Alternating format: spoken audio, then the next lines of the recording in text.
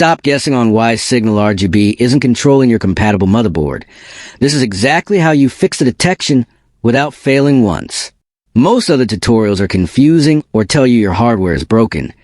But they are wrong because they don't understand proprietary driver hijacking and Windows dynamic lighting conflict logic.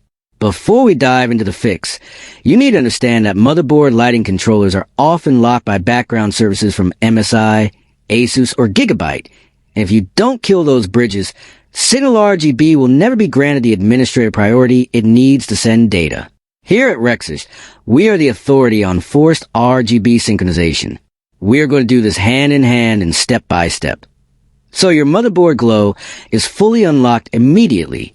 First, you must completely uninstall your manufacturer's software like Armory Crate or Dragon Center using their official uninstall tools rather than the Windows control panel, as a standard uninstaller leaves behind hidden lighting services that block the hardware. Now, here is the secret pro tip that other creators missed. Even with a clean install, Windows 11's dynamic lighting feature will hijack your motherboard the second you boot up.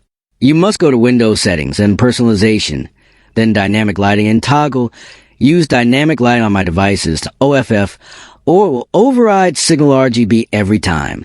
Rexus knows that this hidden system level toggle is the #1 reason compatible boards show up as no device detected.